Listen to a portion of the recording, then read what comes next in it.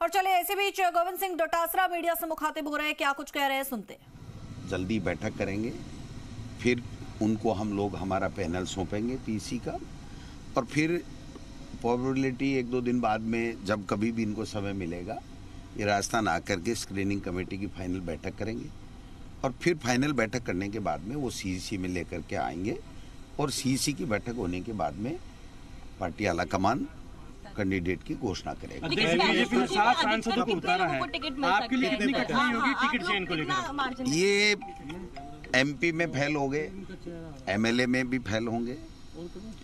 उनको इसलिए उतारा है कि उनकी बिल्कुल एंटी कमेंसी है, वो अब दोबारा कभी एमपी जीत नहीं सकते, तो एमएलए में हार जाएंगे तो उनको उनकी टिकट काटने में आसानी हो जाएगी। ये फार्मूला बीजेपी ने अपनाया है। सर, आज की बैठक में क्या कुछ मुख्य ऐसी सीटें हैं जिनको लेकर आप लोग नहीं, ऐसे नहीं, जनरल चर्चा हुई है, क्योंकि जब स्क्रीनिंग कमेटी की बैठक होगी तभी प्रमुख बातें होंगी। जनरल फीडबैक जो होगा, आप लोग लगातार कहते आए थे कि हम जल्द जारी करेंगे क्योंकि बीजेपी कर चुकी है, और आप लोगों की वो बीजेपी ने भी अपनी सीईसी करने के बाद में तकरीबन 14-15 दिन बाद में वो सूची कर पाए थे।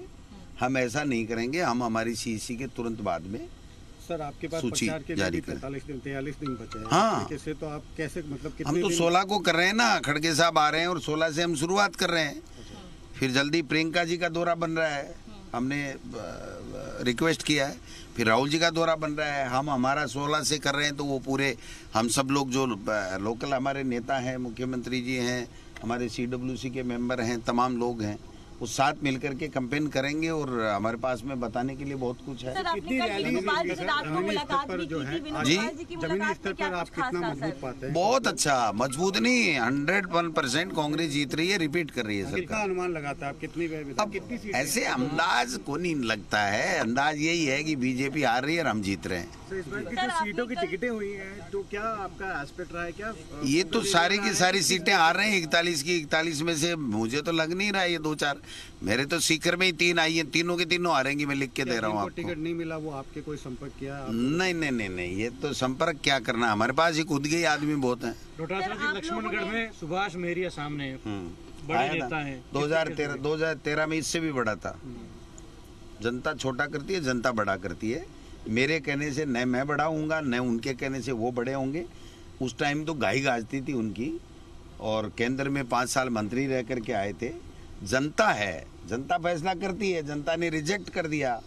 जब 2013 में एमएलए में कर दिया, बीजेपी ने रिजेक्ट कर दिया, फिर 2014 में जनता ने फिर रिजेक्ट कर दिया, फिर हमने टिकट दी 2019 में, फिर जनता ने नहीं चुना, तो अब बीजेपी के पास उम्मीदवार नहीं थे तो उनको फिर आजमा रहे हैं, तो कोई दिक्कत नहीं। उनको बहुत बड़ा धावक माना जाता है, खिलाड़ी हैं। तो दौड़ो न कौन मना कर रहा है? दौड़ने में दावोग, चुनाव में दावोग तो वही होता है जिसको जनता चाहती है। सर सीएम फेस के साथ जाएंगे या कलेक्टिवली लड़ेंगे? कब तक लिस्ट जारी कर देना? इसके अलावा और है कोई क्वेश्चन कभी? चलिए, शुक्रिया सर।